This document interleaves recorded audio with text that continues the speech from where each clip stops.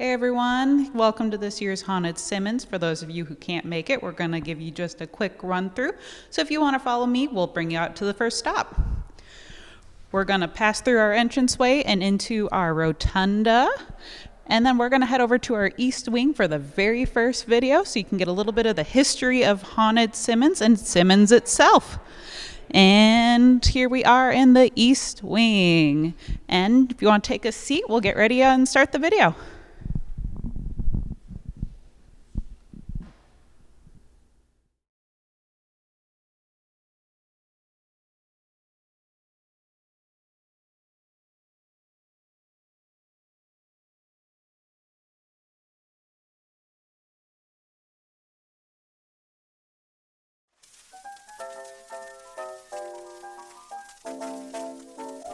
At the turn of the century, Kenosha, Wisconsin, formerly known as Southport, was a bustling city of commerce, industry, and transportation. At the center of this was the Simmons Mattress Company, founded by Zalman Simmons. Simmons began his time in Kenosha as a clerk in a dry goods store in 1849 and bought the store from the owner 2 years later. By 1858, Simmons had become the president of the First National Bank of Kenosha. While maintaining his work in telegraphs, railroads, and banking, Zalman Simmons opened a cheese box factory, which he converted to produce a new invention, box spring mattresses. Simmons also served as president of the Kenosha, Rockford, and Rock Island Railroad, state assemblyman, and mayor of Kenosha. In 1890, Zalman Simmons' eldest son, Gilbert, died of pneumonia at age 38. Simmons gave serious thought on how to best commemorate his beloved son. Soon after, Simmons met architect Daniel H. Burnham at the Chicago World's Fair in 1893. Burnham was the fair's architectural director and one of the most famous architects of his day. His work on the 1893 Columbian Exposition inspired the neoclassical revolution in public building architecture across America.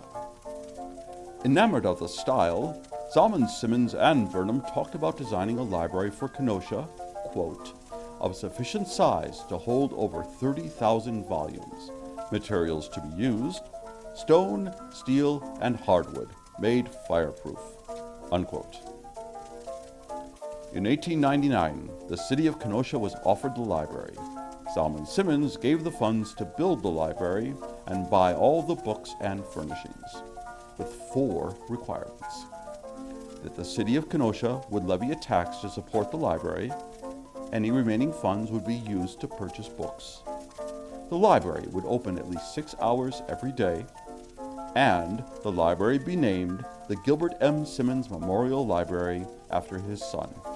The city agreed, and the work began in Central Park, later to be renamed Library Park. No expense was spared, and all the finest craftsmen and materials were utilized. A temporary railroad spur was built down 60th Street to Library Park to deliver the materials. Gilbert M. Simmons Memorial Library is a fine example of neoclassical design meant to inspire lofty ideas. Neoclassical architecture is characterized by grandeur of scale, simplicity of geometric forms, Greek and Roman detail, dramatic use of columns, and a preference for blank walls. The perfect symmetry, Ionic columns, and laurel wreaths in the Simmons Library sit firmly in the Grecian classic style. The exterior walls of the building are made of 18-inch thick limestone blocks, brought in from quarries in Bedford, Indiana. Marble was brought from Italy. Mosaics were made with gold pressed between layers of glass to represent knowledge and learning. Themes seen within the building were carried into the furniture. The doors of the Gilbert M. Simmons Memorial Library opened on May 30th, 1900. And the library was added to the National Registry of Historic Places on December 17, 1974. For more than a century, Kenoshans have relied on the library to learn about themselves, their community, and even the world. One thing is for sure, the Simmons Library continues to bring joy to each and every patron that steps through the doors of this important Kenosha landmark.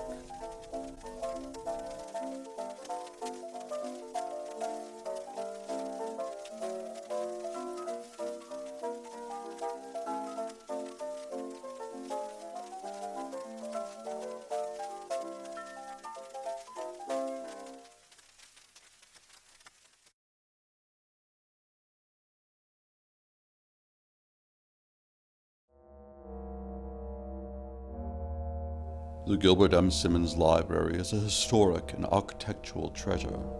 However, over the 120 plus years of library operations, many employees have observed or experienced odd, unexplained phenomena.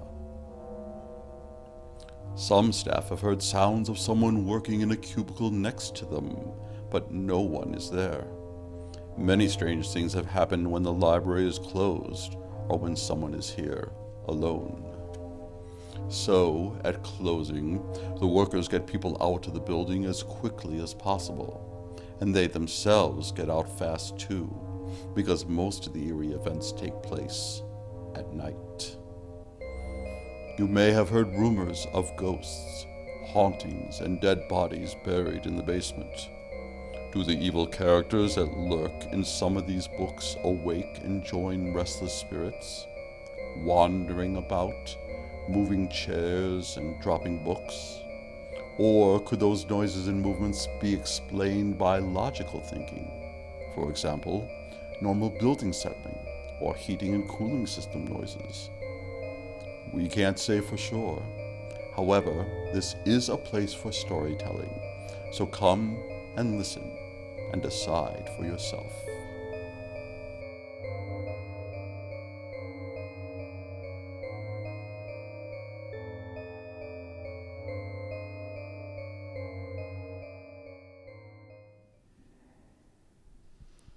Hey everyone, now that we've finished those videos, we're going to move on up to the mezzanine and we're going to meet a longtime staff member by the name of Laura.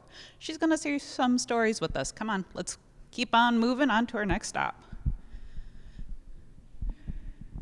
Now, as we pass through our rotunda, you'll notice that a couple of our interesting features of the building is that there's a ton of symmetry.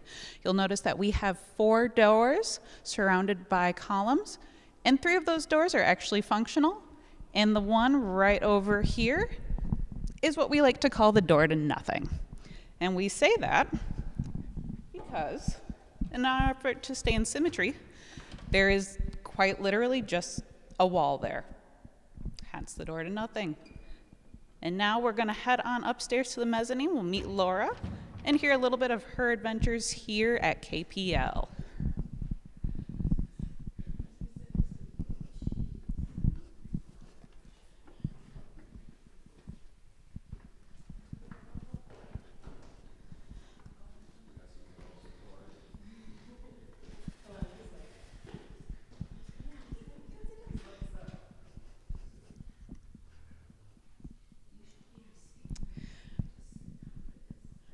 All right, everyone.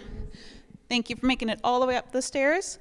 This here is Laura. She's going to be telling us some stories here about Haunted Simmons and her experiences here at the building. Pass the mic on to you.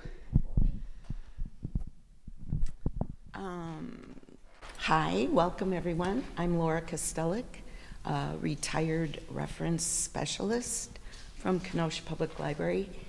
And when I started at the library, I started at this branch, the beautiful Simmons Library.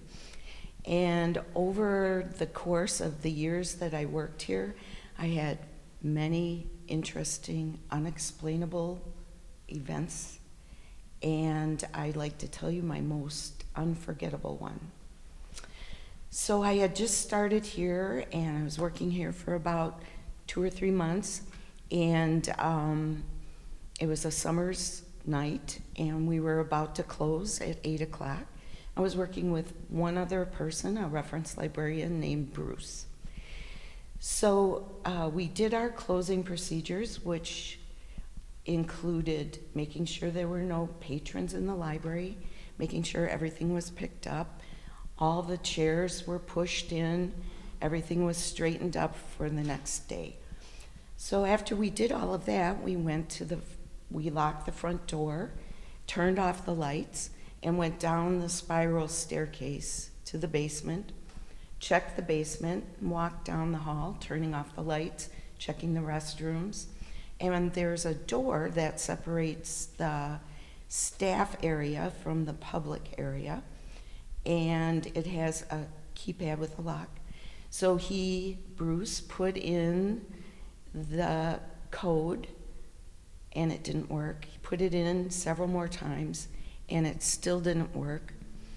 And the very last time that he put it in, we were standing there, and we heard one of the heavy oak chairs slide across the marble floor.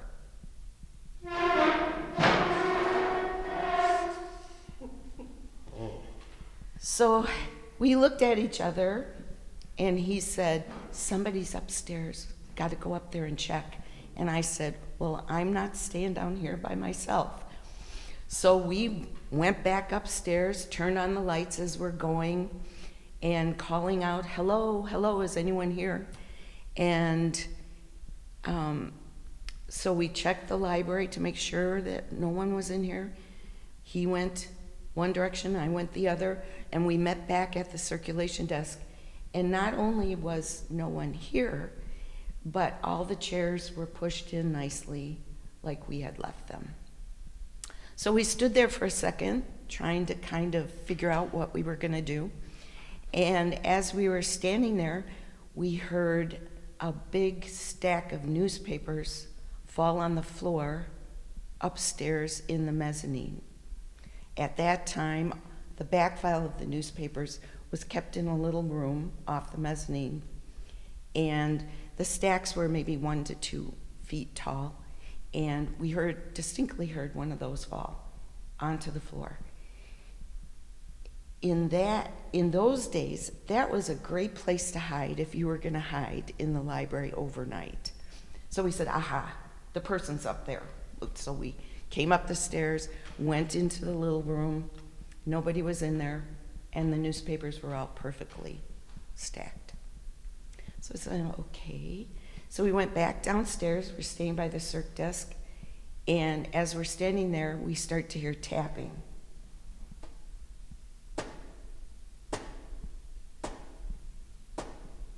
And it moved around. It was in the west wing, was in the east wing, was in the dome over our heads, and it finally was in the workroom right behind us. And Bruce said, "Whatever it is, it's not human, we're getting out of here." So we did. Turned around, turned off all the lights, made sure the door was locked, went down the stairs, went down the hallway, got to the security door. He put in the code, opened the first time like a charm. So we went back out the basement of the library, went out to the parking lot. We were standing there, and I looked at him, and his eyes were big as saucers, and he was bald, but he had these little hairs, and they were standing straight up on the top of his head. So he's like, what was that? And I said, "You're asking me, you know." And so we decided it was one of those experiences that if you had been by yourself, you wouldn't have believed it. But when you shared it with someone else, you knew it really happened. Excuse me. So he went his way, I went my way. All night, I was worried about the poor citizen that I had locked in the library overnight. And I had to work the next morning. So when I came into work, I asked the branch manager, "Was the library okay when you came in this morning?" And she said, "Yeah, fine. Why?" And I said, she said, "Oh, you heard something." And I said, "Yeah." And she said, "You heard the ghost." So apparently I wasn't the only one that had heard things over the years. And also, you don't tell the new kid about the ghost in the library. That's it. Awesome. Thank you, Laura. All right, we're going to move on down to the basement to what we nicknamed the pit, because at one point it actually was where our coal pit was before we got the boilers. So follow me. We're going to head down one of our spiral staircases down to the basement.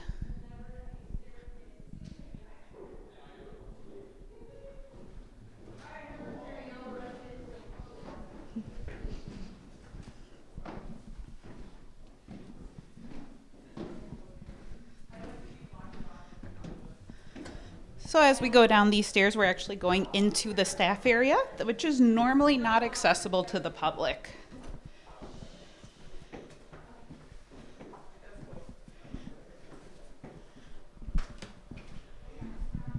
All right, it's a bit spooky down here. We got all the lights ready for all of our ghosty, ghouly friends.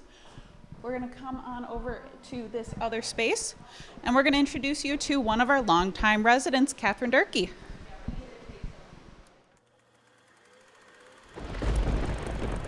My name is Catherine Durkee, and this is a story of my life and death here in Southport, or what you now know as Kenosha. My life began as many others. I was born in the small town of Cabot, Vermont, in the summer of 1813. My father, John, was a judge and businessman who partnered with fellow entrepreneur Charles Durkee in his mercantile business. Educated and financially comfortable, Charles was an eligible young bachelor with his pick of potential wives. His dealings with my father had him visiting our home regularly, and we fell in love. We were married in 1832. In the spring of 1836, Charles wanted to explore trade business opportunities in the Illinois and Wisconsin areas. We traveled by boat to the bustling town of Chicago first, with the intention of our final stop to be the growing hamlet of Milwaukee. However, a sudden and violent storm on Lake Michigan delayed us by days, causing me to become deathly ill.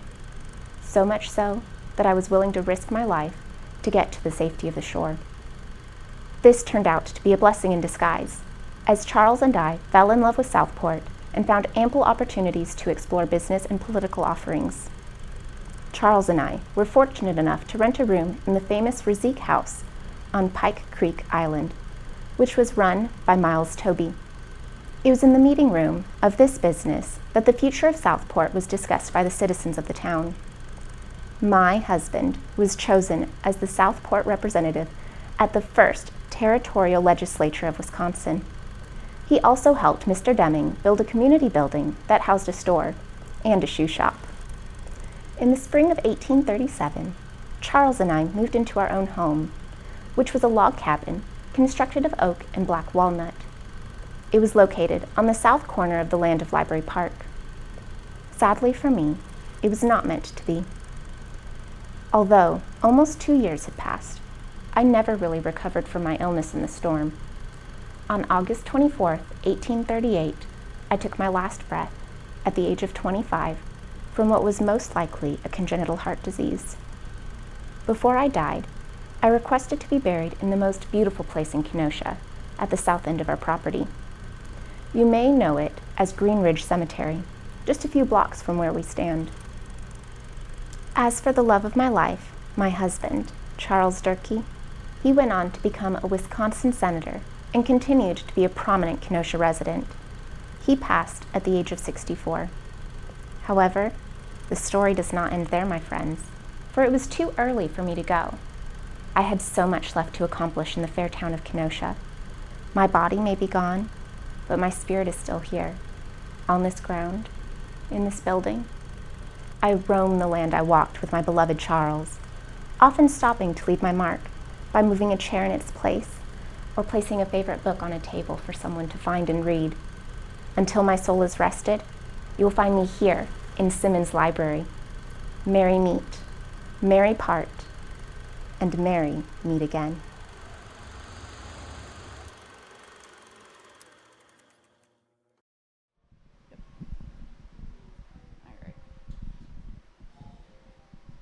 All right, everyone. I hope you enjoyed meeting Catherine Durkee. We're now going to head to our children's room, and we're going to hear a very interesting reading of The Bells by Edgar Allan Poe by our very own Ed.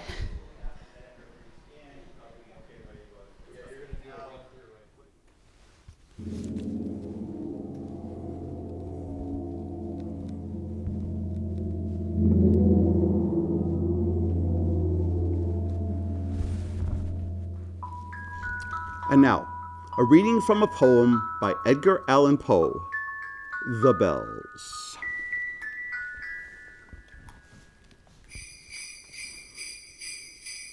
Hear the sledges with the bells. What a world of merriment their melody foretells, how they tinkle. In the icy ear of night, while the stars that oversprinkle, all the heavens seem to twinkle with a crystalline delight, keeping time in a sort of runic rhyme to the tintinnabulation that so musically wells from the bells. From the jingling and the tinkling of the bells. Hear the mellow wedding bells. What a world of happiness their harmony foretells. Through the balmy air of night, how they ring out their delight from the molten golden notes. What a liquid ditty floats to the turtle dove that listens while she gloats.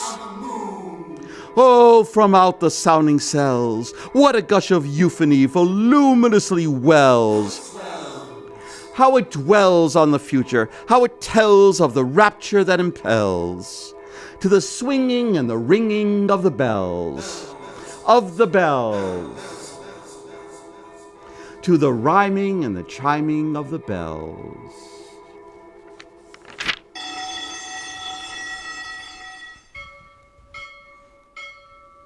Hear the loud alarm bells.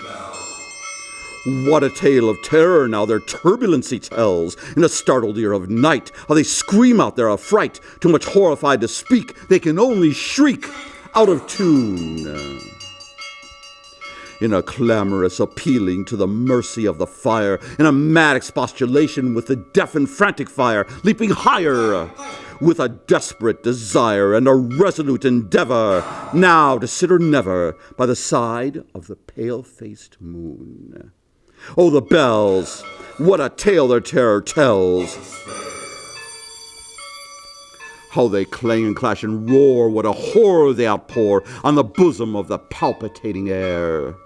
Yet the ear it fully knows by the twanging, how the ear distinctly tells in the jangling, how the danger sinks and swells, by the sinking or the swelling in the anger of the bells, in the clamor and the clangor of the bells.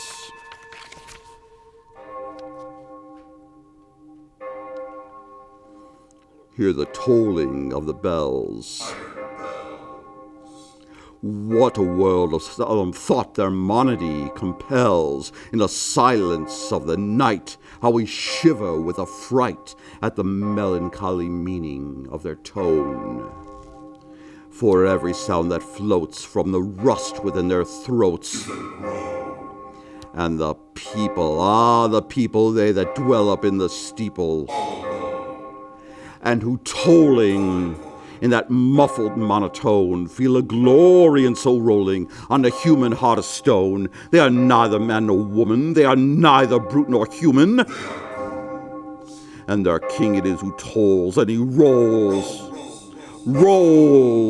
a paean from the bells, and his merry bosom swells with the paean of the bells, and he dances and he yells, keeping time in a sort of runic rhyme to the paean of the bells. Keeping time in a sort of runic rhyme to the throbbing of the bells, to the sobbing of the bells, keeping time as he knells in a happy runic rhyme to the rolling of the bells, to the tolling of the bells, bells, to the moaning and the groaning of the bells. I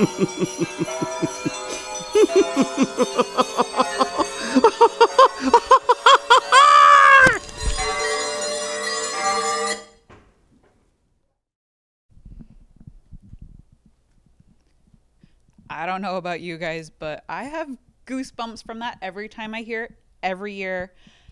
It is awesome. But now that we've woken up the ghosts, we're gonna head on out and finish our tour. So if you guys want to follow me out this last batch of spiral stairs, we'll show you out the building.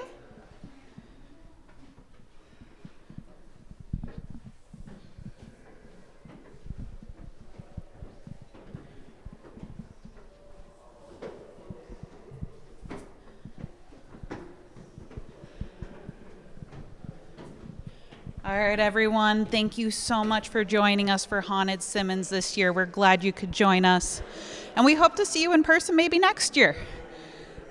That's all for us.